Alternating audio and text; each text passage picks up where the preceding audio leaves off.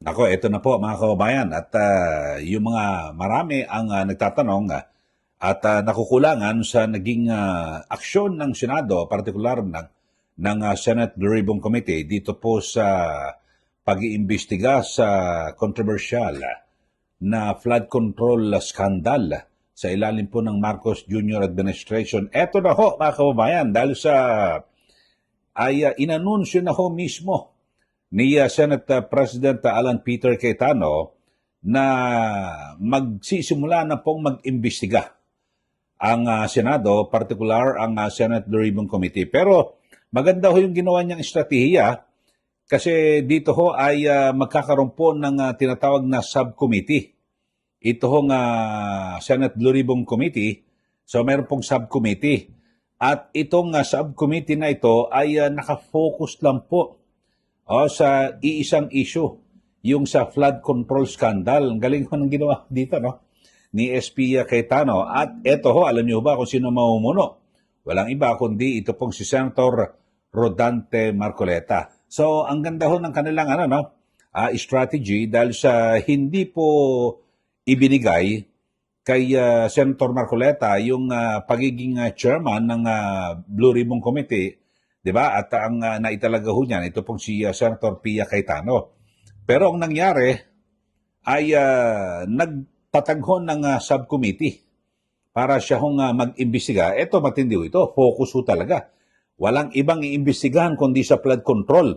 Ito ho subcommittee ng Blue Ribbon na pamumunuan ni Marcoleta. Alam naman natin na noon pa man ay talagang napakainit na ho ito si Senator Marcoleta at talagang gustong-gusto niya ho nalaliman yung investigasyon dito po sa flood control scandal.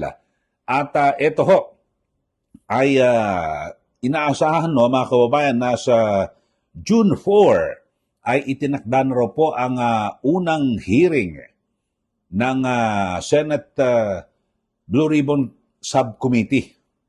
Ito, maganda ho. Sino kaya unang ipapatawag ho? Ako, lahatin na ho, mga kababayan, ipatawag nyo na, maraming ipatawag na ho. At kasi baka maubos ho kayo dyan sa Senado dahil sa alam naman natin, at base po sa mga report at mga paniniwala o persepsyon, talagang sadyang inuubos po yung mga senador na miyembro po ng mayorya at tignan nyo naman ho yung naging kaso ho ni Senator Jinggoy Estrada. Naku, minadali. Minadali ho yung pagsasampa ng kaso laban po kay Senator Jinggoy. At sa layunin, ayon po sa mga report at syempre, ang kanya-kanya mga persepsyon na kung saan ay gustong sirain at ubusin, lumpuhin ito pong mga senador na miyembro po ng mayorya. Yun po ang ngayon. Kung siguro masasabi natin kay SP Cayetano na bilisan nyo na po. Senator Marcoleta, bilisan nyo na po at yung June 4 na yan na itinakda na pagdinedye.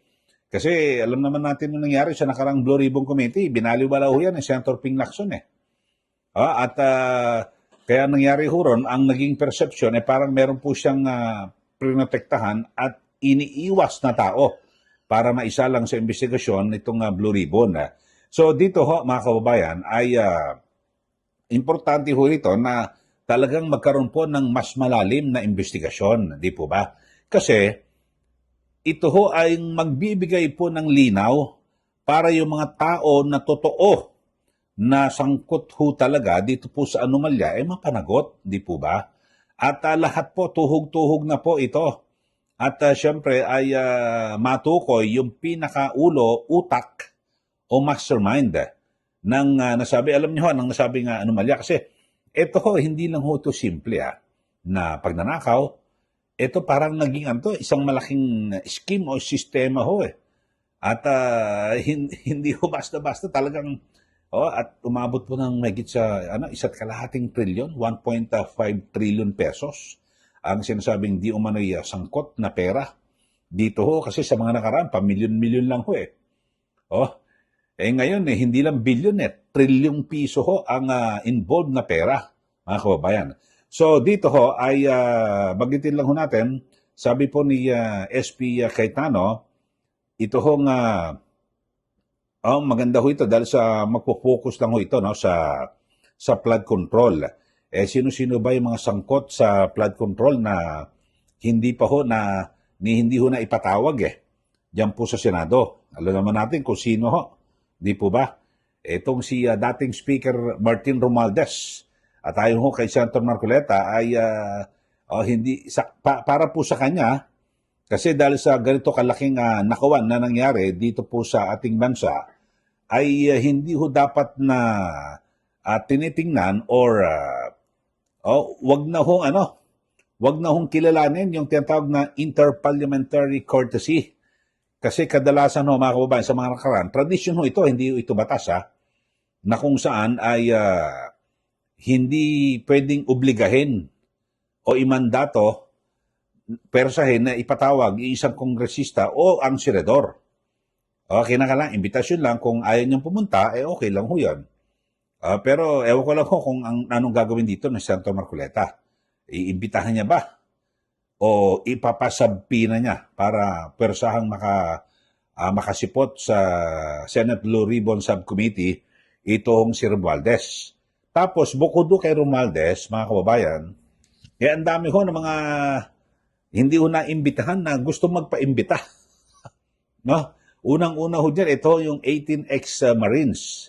Dapat ho, itong 18 sundalong ito, talagang paharapin po dyan sa Senado. At para maidetalye po nila, paano ho yung naging sistema, yung sinasabi ho nilang yung pagdi-deliver po ng milyon-milyong pisong halaga na nasa maleta.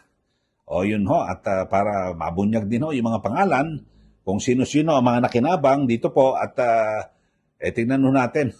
Kasi ngayon, ang issue ho rito sa anomalyang ito, sa flood control, yung kickback na ito, para na-focus lang po ito sa mga senador.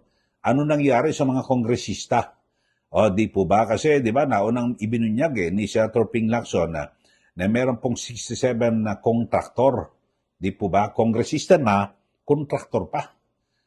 At talagang ang dami ho, talagang sila namuninin ng gusto dito po sa mga unprogrammed funds na kung saan, ayon nga kay Congressman Ege Irice, itong unprogrammed funds na ito ay nasa diskresyon ng Pangulo.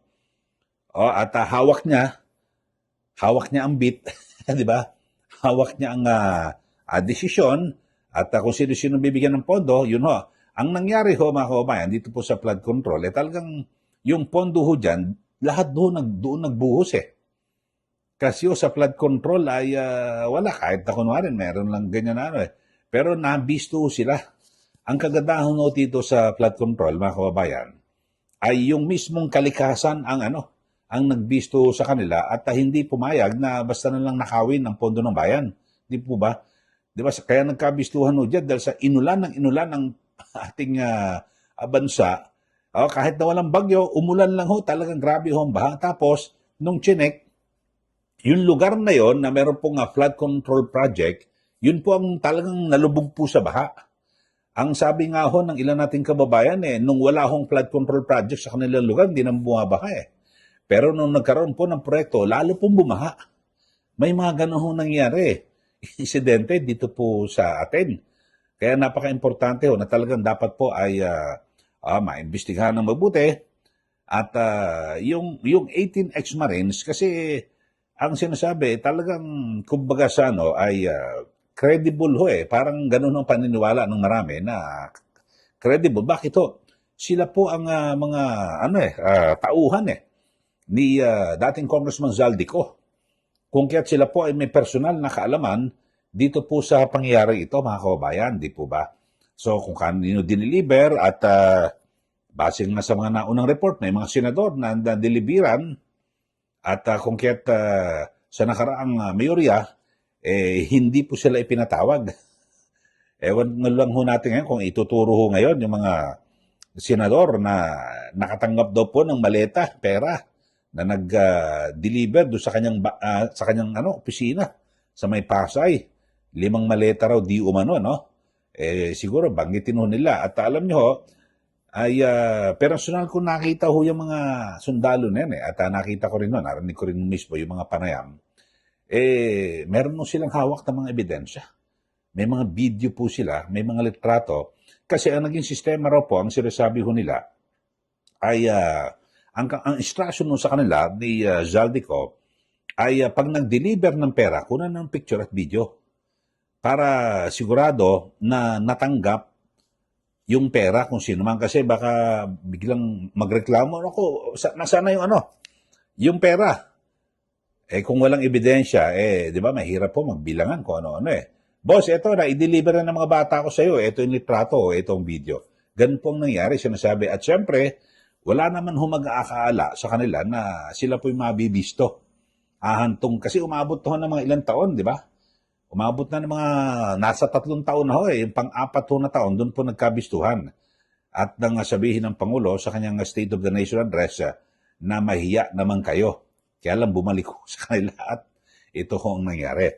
So maganda ho ito mga kababayan na masimulan na po ng Senate Blue Ribbon Subcommittee itong investigasyon. Kasi di ba yung ICI, natatandaan nyo ho yung ICI na independent daw Commission for Infrastructure nag-imbestiga, retired justice pa ho ng una roon ano nangyari? Nasaan na yung kanilang report? Matapos pulusawin yung ICI na yan, ano nangyari? Nasaan na yung kanilang report? Yung kanilang resulta ng investigasyon na wala po Ano nangyari? Di po ba? So, wala. Alam nyo, ang laki ho ng budget ho natin dyan, na inilaan ng gobyerno. Milyon ang inilaan ng gobyerno dito po sa ICI na to, pero wala ho nangyari.